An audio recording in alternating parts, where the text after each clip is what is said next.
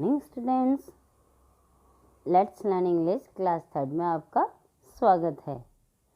कल वीडियो में हमने हमारी पाठ्य पुस्तक का 4th चैप्टर गुड हैबिट्स पढ़ा था। उम्मीद करती हूँ कि आपने उस पोएम को अपनी कॉपी में लिख लिया होगा। चलिए आज हम उसी क्रम को आगे बढ़ाते हुए पाठ की ग्लॉसरी देखते हैं। सबसे पहले ग्लॉसरी में हमारे फर्स्ट मीनिंग है HEALTHY,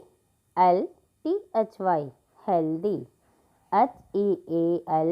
HEALTHY, हेल्दी। हेल्दी यानी सशक्त या स्वस्थ। सेकंड है हमारा WEALTHY,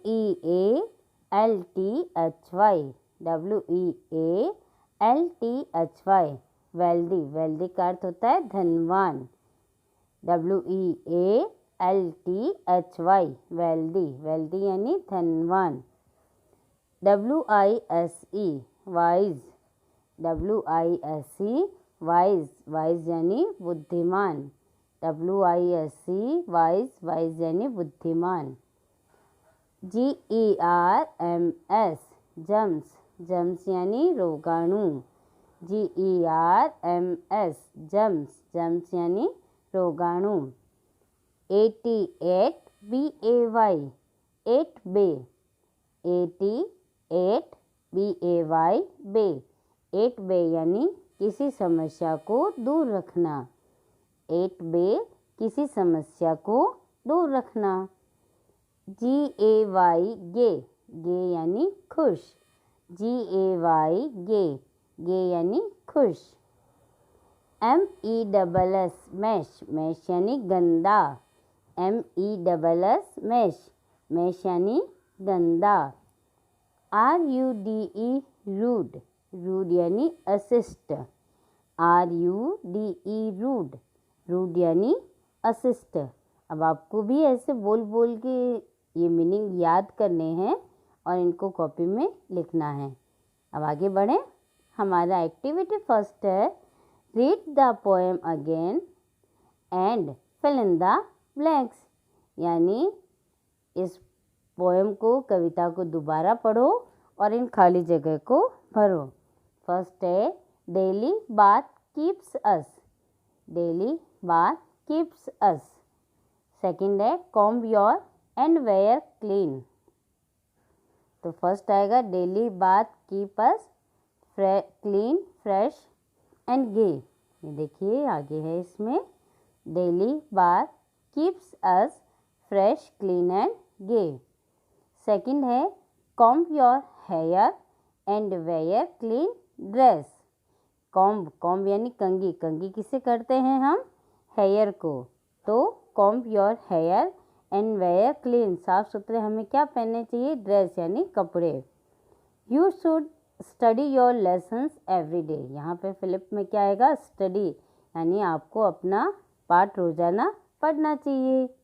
और फोर्थ में है pray to God. God, GOD, God and also go out to play, PLAY। ऐसे मीनिंग याद कर कर के आपको लिखने पड़ेंगे वरना आपको याद नहीं होंगे। एक बार फिर से देखते हैं। Daily bath keeps us fresh, FRESH, clean, CLEAN, clean, and AND, and, और गे, GAY, गे। सेकंड है comb your hair, HAIR, hair. Hair यानी बाल, अपने बालों को कंघी करें।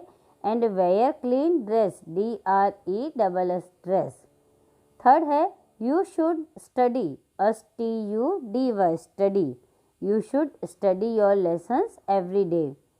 Pray to God, GOD, God and also go out to play, PLAY, play.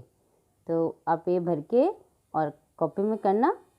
आगे answer the following questions. B क्या है हमारा? आंसर द फॉलोइंग क्वेश्चंस, यानी इन प्रश्नों के उत्तर दीजिए। फर्स्ट जो हमारा प्रश्न है वह है how many time should we brush over teeth a day.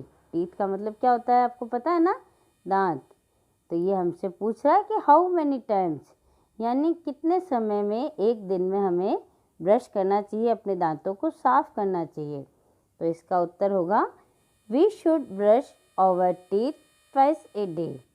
We should brush our teeth twice a day, यानी हमें एक दिन में 2 बार ब्रश करना चाहिए दांतों को। We should brush our teeth twice a day, यानी हमें दांतों को दिन में 2 बार ब्रश करना चाहिए। We should brush our teeth twice a day, याद रहेगा। चलिए आगे देखते हैं। सेकंड क्वेश्चन है हमारा, how to we keep our body clean. Body का अर्थ होता है शरीर, क्लीन यानी साफ, और कीप यानी रखना। तो how do we keep our body clean, हम हमारे शरीर को कैसे साफ रख सकते हैं। तो we keep our body clean by taking a bath. अब हमने एक पोएम में पढ़ा था ना कि हम स्नान के जरिए, नहाने के जरिए अपने शरीर को साफ रख सकते हैं। तो we keep our body clean by taking a bath. We keep our body clean by taking a bath, यानी हम स्नान के जरिए अपना शरीर साफ रख सकते हैं। अब थर्ड देखेंगे हम।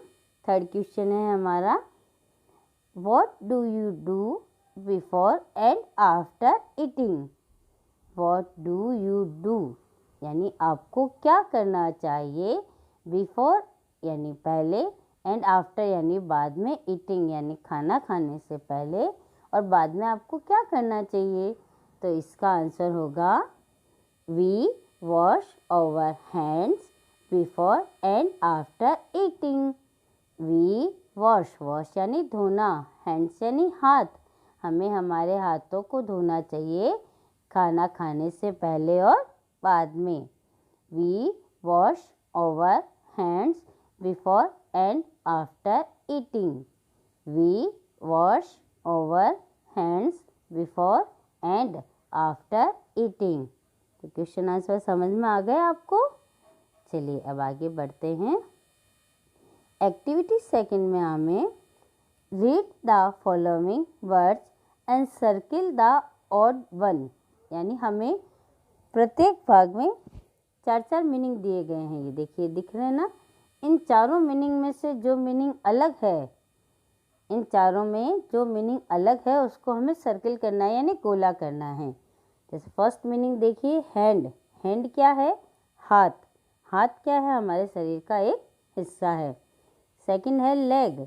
लेग भी क्या है, पैर, और पैर भी हमारे शरीर का एक हिस्सा है।